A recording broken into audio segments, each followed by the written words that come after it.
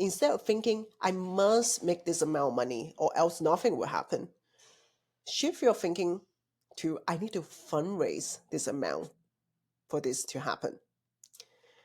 It's a small shift on the words from making the money to raising the money. However, I would argue, and hopefully I can make the case to you, is a powerful mindful shift.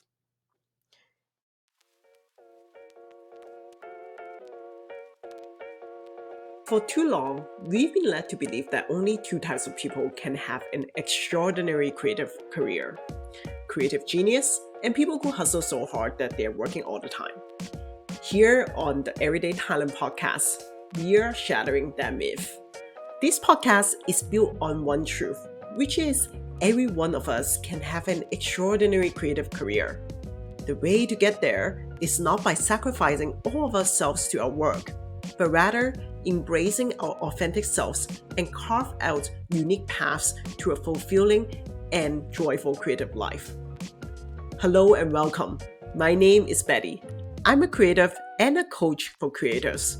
I've coached photographers, filmmakers, visual artists, arts consultants, and arts leaders to make intentional career shifts and build thriving independent practices. This podcast is for you if you're looking to cut through the noise of what you should be doing in your creative career and figure out what actually works and matters for you. Before we begin, I want to remind you to subscribe to this podcast on Apple Podcasts, Spotify, YouTube, or your platform of choice. Leave us a rating and review and share this podcast on your social so that more amazing creatives out there can find out about this podcast and feel seen. Hello, welcome back to another episode of the Everyday Talent Podcast. I'm your host, Betty. I am still in Taipei, working and living as a digital nomad at the moment. And today, I also want to talk to you something that's related to my digital nomad life and my learnings here. However, also something that is applicable universally to everybody working as a creative: money. Yes, I want to talk to you about money today, and specifically setting a budget for a medium-term goal.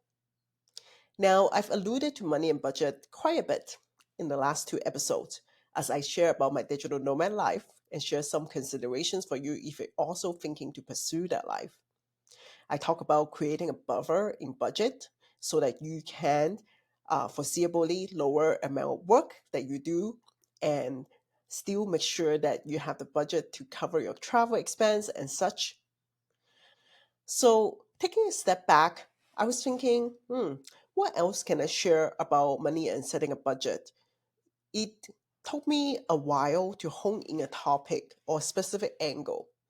First, I know that people want to hear about money. I did a survey on my Instagram story about some topics that I wanted to share around digital nomad life, and this was one of the topics that people voted for. And I also know, by having embarked on this travel and been posting incessantly on Instagram, I know lots of you might be thinking, how is Betty managing her money? Does she just have loads of money to spend? How could she go off for a few months, cut down her working hours, and still be okay financially? I know, even without asking, that even you're not explicitly sharing that with me, that it might be some of the burning questions that you have. As I dive in this episode, I will give you some straight answers to those couple burning personal questions. But first, I want to tell you what kind of inspired me, or rather the thinking process of how, from the questions that I know I sense that my audience have, to eventually landing to the focus of today's episode, which is setting a budget for medium goal, or rather medium term goal, which this framing or introduction, I hope, would provide you some specificity and guide you where to look or what to listen for as you finish the rest of the episode. I realized a lot of what I learned from this journey, designing and then implementing and living the digital nomad life, and managing the travel budget and business budget well is also similar to the same approach I would recommend if you're thinking about managing your budget for your side creative project, or if you're currently seriously starting to transition into freelance as a creative full time. So, always to say, okay, when I look at some of my tips, when I look at the past few months, it's not that different from what I would recommend for someone who is a independent creator. So there's something good there, I know. Then, as I think about those universal application of the tips though, I realize there is something specific to budget setting tips that I would recommend for a specific context and situation, which is the framing that I gave you, the medium term goal. Whether it's a medium term creative goal, a medium term life goal, or medium term business goal that you are thinking, whether you're a creative solopreneur, a full time creative, or someone who just like interested in digital nomad life. By medium term goal, I just mean that this is a goal that you're not likely to going to have the resource to achieve tomorrow. Meaning the moment that you fall for that goal, you go like, oh, okay, I actually need to work towards that. It's not something that like I can just go and do now. So not a short term goal, but it's also not a long term pie in the sky goal that is so far that you cannot fathom the path to achieve it or do the math to achieve it. So an example of that was like eventually I want to have, let me just give a ridiculous example so we make the point. Eventually I want to own properties everywhere coast to coast so that I can host writing retreats to all the creatives out there in North America. Such a pie in a sky goal, can it be done? Okay, yeah, I feel like people have done that, but is it something that like one can achieve in a foreseeable future? Hard to fathom or do the math. So that's like a very long term pie in the sky goal. Here, I realized that the tips that I will share with you are most applicable and most helpful when you're thinking a medium term goal. And may I suggest, actually, lots of our goal is a medium term goal. In fact, I would almost argue that if you're only setting short-term goal and you're thinking long-term goal, you're missing out on the medium-term goals. One of the best example I would give is that lots of people come into my coaching room and they go, Betty, are you going to ask, you know, what do I envision myself in 10 years? That most hated interview question at any job interview. No, because I often say a lot of us don't even have the capacity to envision what life would be like in 10, 20 years. It is helpful to have some kind of direction. Usually those answers are made up. So if we take that scenario and think backward, so a lot of our long-term goals are actually big directional goal rather than being very specific and achievable. It's almost no use to try to like being very particular about the specific of a long-term goal. We can get into that in another episode, but most of our career life goal are medium-term goal, things that you can achieve in 1 year, 2 year, maybe 3 year. We'll be stretching it. We're looking at the 12 to 18 months time frame, if we must put a time frame, or rather like something that if you put your mind to it, you can achieve in that time frame. A medium-term goal sounds like this. I want to have the resource to self-publish a book. I want to self-finance my next short film. I want to go travel and live abroad for a few months. There's an aspirational aspect to it, and there's a realism and feasibility aspect to it. So this framing again is important for what we're going to dive in today, because setting a budget is essentially putting or laying the bricks for the first step to your determination to achieve that medium term goal. And only when the medium term goal is feasible and aspirational that you have the motivation to set the budget. So it works in a two-way kind of magical puzzle. Both setting the budget is going to help you achieve the goal, and only when the goal is desirable and achievable that you can set a meaningful budget. And here's the fun part of what I'm going to share.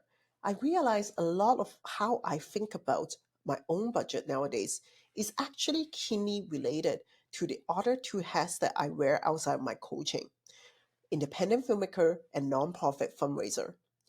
Well, it is fun, and I'm going to definitely going to tell you how my personal experience wearing those two hats have informed and positively influenced how I think about budget and manage my budget. By sharing my personal story, I also want to encourage you to think about your own. All of you listening to this podcast are not newbies in life and career, okay? I know that as a fact. You are not newbies. Chances are, and this happens quite a bit 1 or 2 sessions into coaching my clients in my career coaching program, is that they will share some information and realize even though they downplay the aspect they have in money management, or they even mention that there's a problem or weakness that they have, if we dig a little bit deeper into their career or personal experience, more chances or not, I find that they have some experience managing a budget, either for their own personal projects, for their own endeavor or small projects they did back in school, or for organization, for role that they once took on and they had to manage a project budget or organizational budget. So as I dive into reflecting my own experience, my past experience and current experience wearing different hats, how that have shaped my budget philosophy, I am also planting a seed for you to think about your own past experience of budget management. How can you apply that to your own personal and career goals? Because as much as I would leave nothing off the table and share my own insights, ultimately, how you're going to apply that and turn that into something useful for yourself is the magic trick that we're looking for here. So think about that as you listen to this episode. Then, before I dive into the nitty gritty, just a tip and also a fair warning. This is one of those episodes that's full of technical and detailed tips.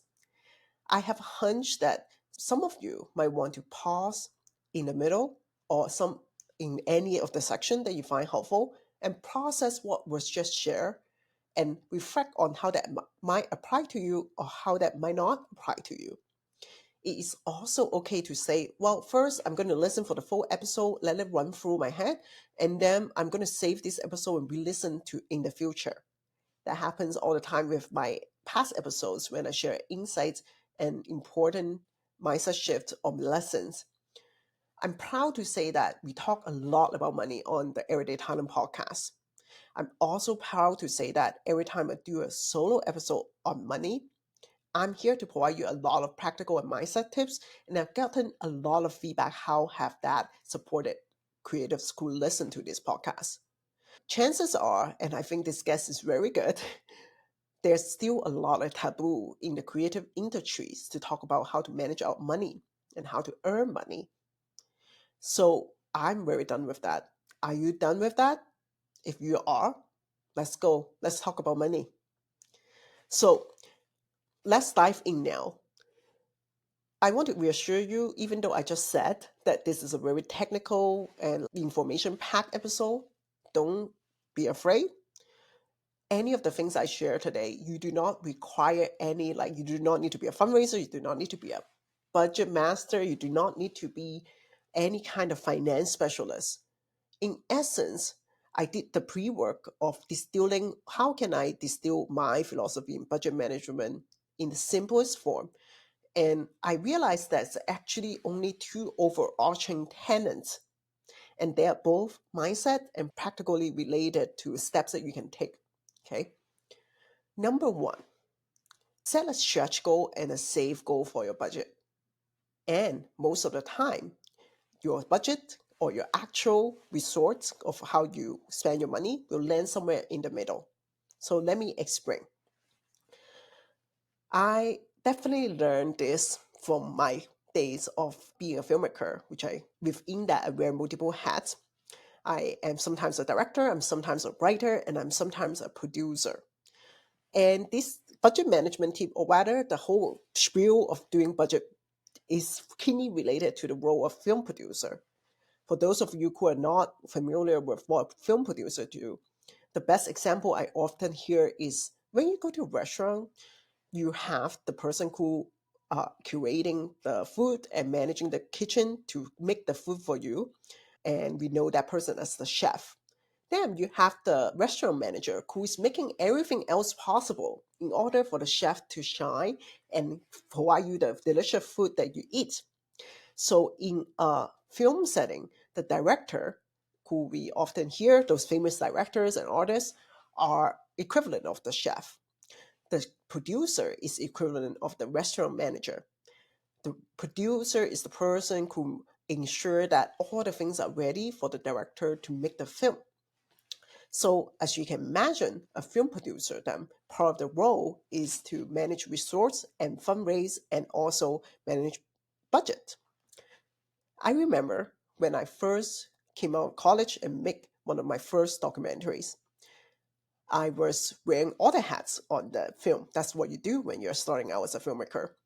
And of course, I was the producer, self-produced, and I had no idea how much things would cost for that film or just for a documentary in general. Then, as a new filmmaker, was the most natural thing to do. You go around and you ask people how much things would cost. Because without knowing how much things would cost, how would you make the film? And how would you know how much money that you need? And one of the things that I was very aware of was that, well, I can't self-finance this ambitious project I have. I had this like plan of going to Taiwan, actually, from Canada to Taiwan to make a short film.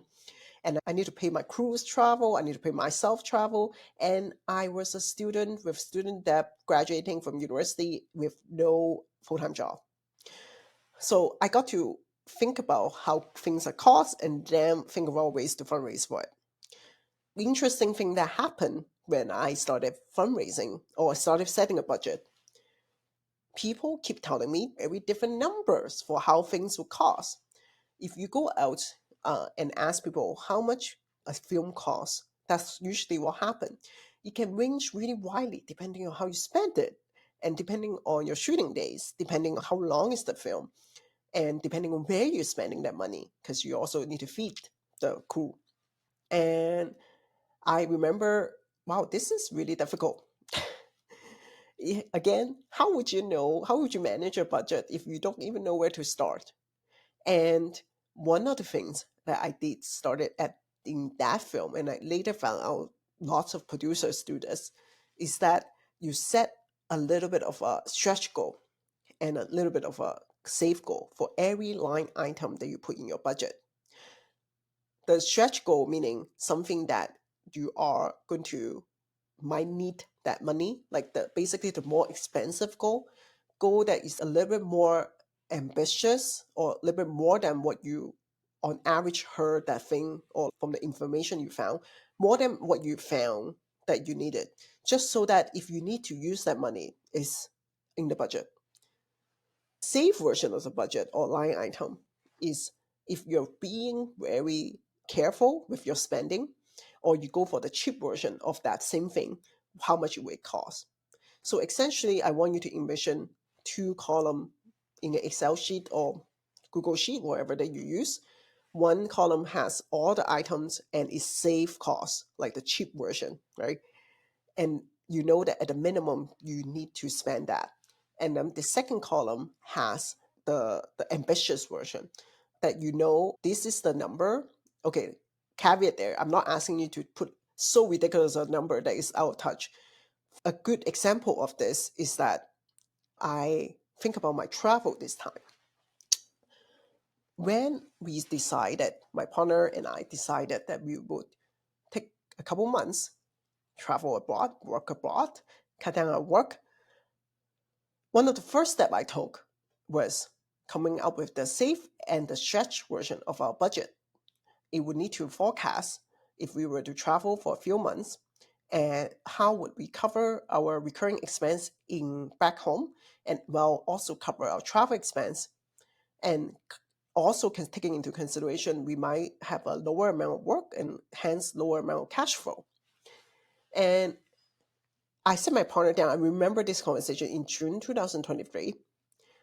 I told him we need to make an additional 40K for each of us for to make this happen.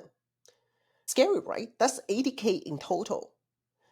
That number that I gave him, or like I gave him first, was actually our stretch goal. I calculated based on considering all the little different items of expense I just told you. And also, I put in a little kind of luxury version in there. So, in this stretch version of the budget, the accommodation, for example, what I didn't do was like, I didn't say every night we're going to stay in the most expensive hotel. That's not what I mean by stretch budget. But I did put, okay, we'll stay in a still a regular Airbnb, regular hotel, but on some nights, treat ourselves, or when we take this trip, we can treat ourselves and stay in, like, I personally really love hot spring. Lots of my friends know that. We're staying in a nice hot spring. There is a little bit of more than average aspect there. So that's what I presented as like a stretch budget. Again, the number was scary, right? Then the second number that I gave him and myself was the safe budget. If we were to spend very judiciously, if we were to, you know, also maybe work a little bit more, if we were to like um, take cheap flights, and if we were to uh, stay in hotel that's maybe a little bit less than ideal and definitely not luxury, what would that look like? That number looked like, even, I think it was like less than half, but anyway, landed somewhere kind of roughly half of the stretch budget. So in total, we had looked at a scary number of the stretch budget, and then we had a safe budget. Then that was when I felt a bit secure. I didn't have the money in hand yet, but I knew that this is the plan forward to make this medium term goal happen. We had 6 months, and there was some, of course, I had some confidence, like, okay, in order to do this, what would I need to, what would that mean for my work for the next 6 months? What kind of projects? How will I make that money? And all that jazz, right? So essentially, the method that I share with you is what I would recommend when you are doing your medium term budget. You want to be very specific, about as specific as possible about all the items so that you can account for everything. You want to do two versions of a budget, one safe, one stretch. The mindset shift you start noticing when you set that safe and stretch budget is that you're going to feel both aspirational, but also have a little bit of the safety net. You know what is the minimum that you need to raise, and what is, like, if I go above my goal, what can I do with that money? I don't know whether it's because I'm a Taurus rising. Like, my partner and I have definitely joked about that many times, but I find a lot of reassurance in that. And this method also shift a little bit of something else, which is, sometimes I observe is that when people set a budget or when they think about aspirational goal, there is a little bit of a trap of either or thinking. So they either think very aspirationally, either I can hit this mark, or else this creative project can never happen, or we would only have this amount of money, and I will always struggle with my art or my project, and it will always be a certain level, or I will always live a certain way.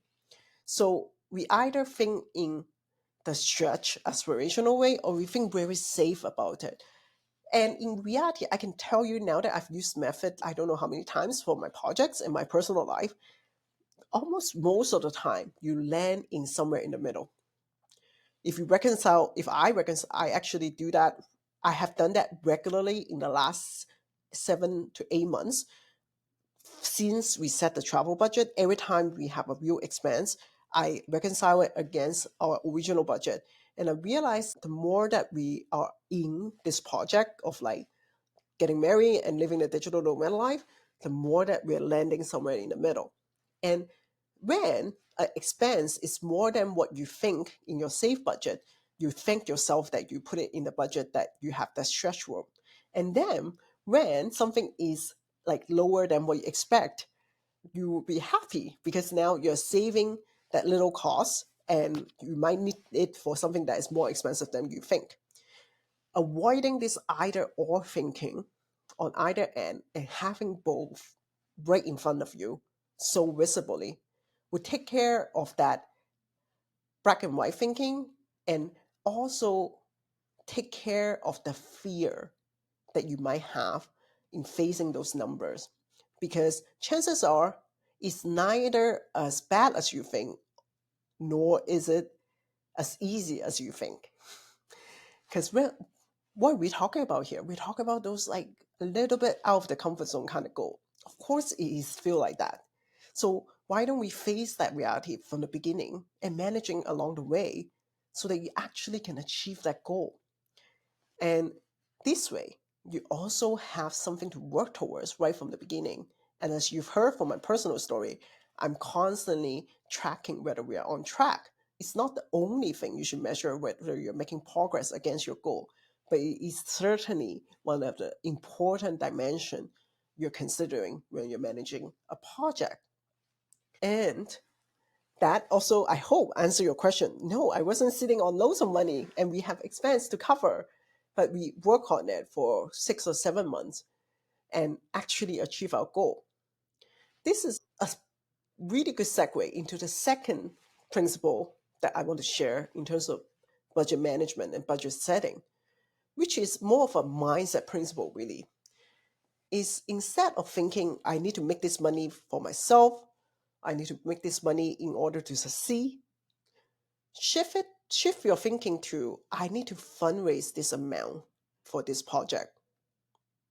Let me repeat that. Instead of thinking, I must make this amount of money or else nothing will happen, shift your thinking to, I need to fundraise this amount for this to happen. It's a small shift on the words from making the money to raising the money.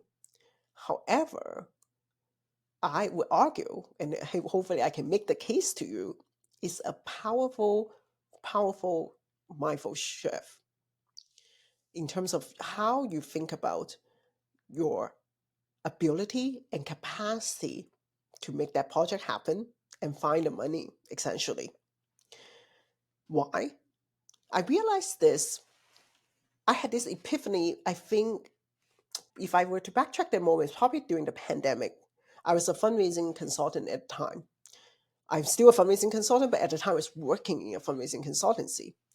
And I remember I just came off, and at the beginning of the pandemic, just to give you context, lots of nonprofits were suddenly put in a panic mode in terms of what will happen to the world, what will happen to the nonprofit sector, what's going to happen with their programs. So lots of money fear there. I remember coming off with a client and talking about fundraising for the year and how to pivot our strategies. And I had this like meta awareness about myself. I was like, wait a second.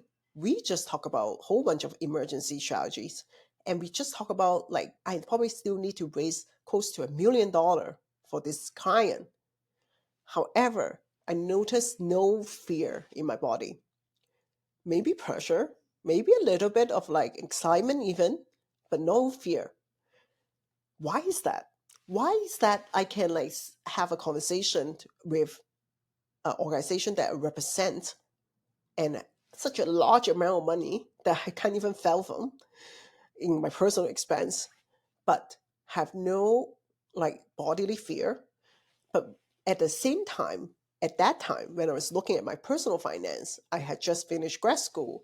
I was looking in 1 year or 2 year what it would look like for my personal finance. It was full of fear. I think the distinction is when it's something outside ourselves, we automatically feel a little bit detached from it.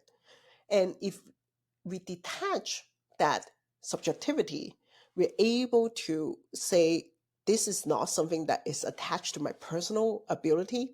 This is just something that I'm trying and contributing to and make the best effort towards. We're able to alleviate that pressure in ourselves. And when we alleviate that pressure from ourselves, we actually perform better. So the distinction here is when I say I need to make this money, usually what will happen if I don't hit that exact number that I said I would, or if I don't make that money to make that project happen, I automatically associate is I'm a failure. I'm not good at money. I'm not a money person. The second scenario, when we change the simple word make to raise, I'm raising this money towards this project. Anything that I do, any money that I raise is contributing to it. It feels good. It feels like when we are little kids and we put like coins into a piggy bank, it's contributing to the pool. Guess what? Good feeling generates good feeling and generates good action. It propels you and motivates you forward. This principle actually not just applies to a medium term project, it applies to any way that we think about money in general. Let me ask you this question. Have you had those situations where you say, well, this year I need to increase my salary or need to increase how much I'm earning or so that I can, like, I don't know, change the place I live, and I need to save more money because I've been bad with saving money. But that kind of like, let me just say, value attached, self value attached goal in terms of money, why is there self value attached? Because it implicitly suggests if you don't do it, like something is like bad about you, or something is like not great about your ability in terms of money. Usually, it does not work, right? Like I've had those goals as well for years. I need to make more money. How will I go about doing that? I don't know. At the end of the year, I feel bad about myself. However, I'm sure you can also think about a different situation. Have you had those situations that you were told by a sudden situation, or let's say you're told by the dentist, I've had this situation happen to me, that you actually need to do a dental operation in the next 3 months, and they give you like a very clear appointment date, and here's how much it would cost, and you did not save up for that. But for some reason, that $1,000 or $2,000 that they give you became this magical amount that you were able to find it within the next months or whatever time frame they gave you. In that case, you did not make the money, you raised it. You had to raise the amount for that project that had an urgent need, and you were able to find it. You need a specific goal, a specific need to fulfill, a parameter, and you went for it. So I want you to pause a second, because my guess is if we look back in our experience with money, we can find both scenario. Very value attached way goes about money and could not make it happen. And very specific project attached goal of money, and we were able to raise the money. Again, raising, change your mindset towards like raising for a project, detach you from the self-judgment that your capacity as a person and your ability to manage your financial well-being. Instead, it depends that connection between the goal or the project and the amount required. As a side note, some of you might already guess what I'm going to say. Aside from raising money for a goal, this mindset shift is also effective for saving money. I always say, or not always, only from a couple of years, like probably 4 or 5 years ago, I had this shift that one of the most effective ways to save money is actually know what you're saving for. Essentially give your saving a job. Am I saving for buying a car? Am I saving for my next film? Am I saving for something that has a specific other than, okay, everybody's saving money, I should save for my retirement too? You see the difference there? By the way, I did not originate this idea. In fact, one of the helpful resources I would point you to is that before I run my creative business and was an employee, I managed my personal finance through this platform called You Need a Budget. The platform is called YNAB, like a short abbreviation of You Need a Budget. And one of the principles of how they design the platform is that everything has a job. Whatever you're saving for, you also have a job. It has a function. It has a like concreteness to it, right? So as a side note, this principle also applies there. But coming back to this principle around shifting your mindset to think like a fundraiser almost. One of the things that you also notice is that this way you are more motivated to open up that document that asks you to create the stretch budget and the safe budget. Sometimes people shy away from opening it and keeping on track. You have 6 months to raise your money. You have 6 months to raise money for your next short film, or 6 months to raise money for your next self-published book. You feel so much shame, guilt sometimes when you attach that goal to your own ability to make money, that you're not opening the document and track where you are at. You're not even seeing, maybe you already met the safe goal, or maybe you turn this other expense by other ways, like someone had in-kind contribution towards your film that you don't actually need to. Essentially, you reach that goal in your projected expense. By keeping looking at it, keeping on track is also going to help you. And if you're thinking like a fundraiser, remember, everything that you raise is a plus. You would be more motivated to keep yourself on track. So these two principles actually work hand in hand together.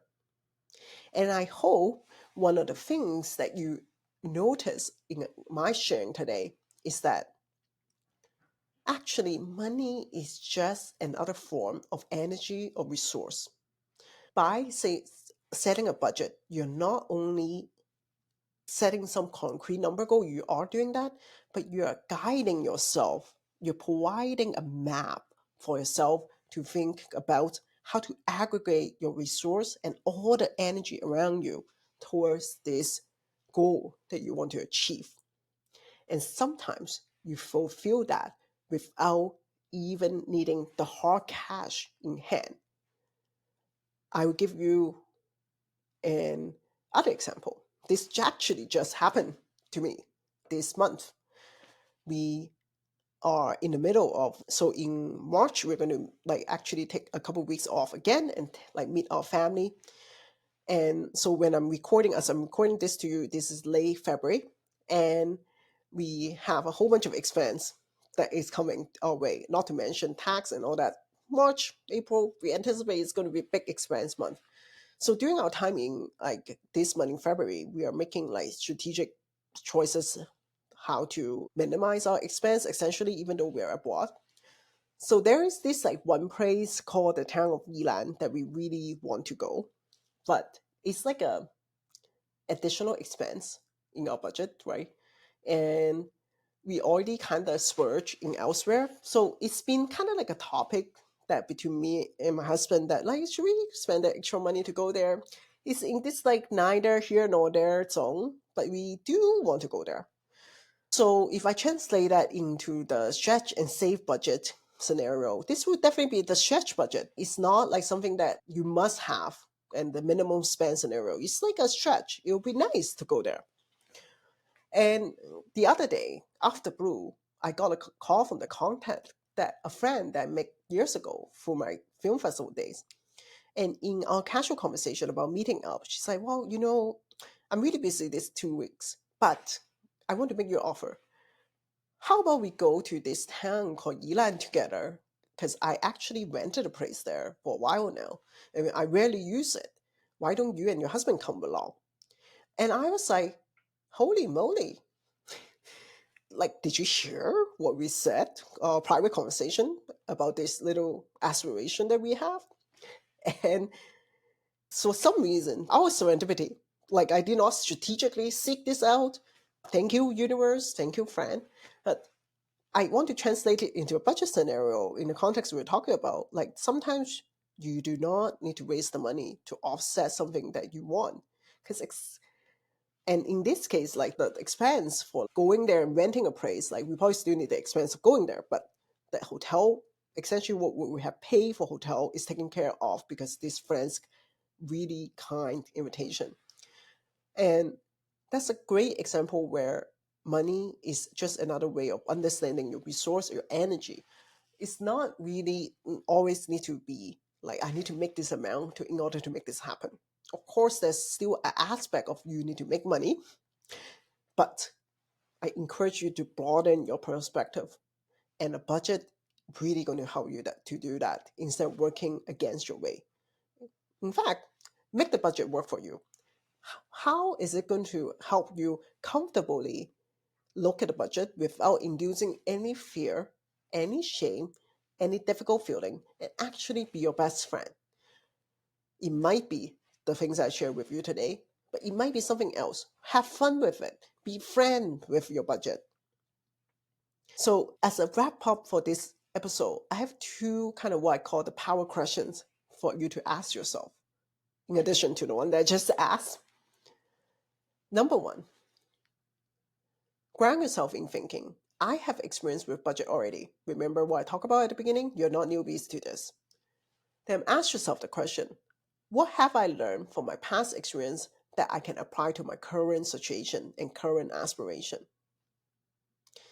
Number two, what's one medium goal I want to achieve, and how will I go about to set a budget for it? Even taking a step even if you don't have something that you want to set up budget per se, but in order to integrate the learning from today, do a thought experiment and see how would you take the steps. Because how you would take the steps for that one thought experience or mock project is essentially going to be probably the same approach you take for other projects to come. And what is one takeaway you have from this episode that you can implement or improve or adjust the way that you take budget or manage your budget? I'd be very curious to know. So go forth and apply that in your goal setting and budget setting and finance management. As I mentioned, money is a topic that I will continue to not shy away from on this podcast. And I'm also very curious what other questions you have as you manage your own creative career and path and your business. What other questions related to budget and money comes up? What other scenarios? As you know, I'm always here listening.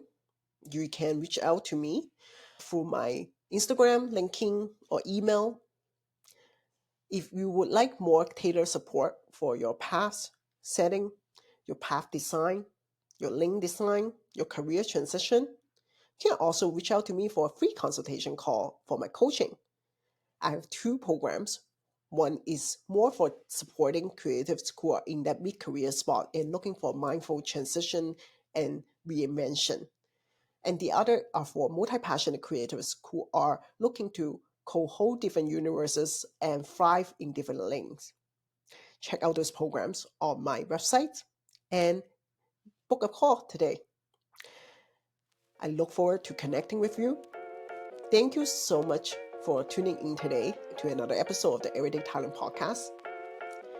If you liked what you heard today, be sure to leave us a review on whichever podcast platform you are listening to or on YouTube, as well as on my e-news.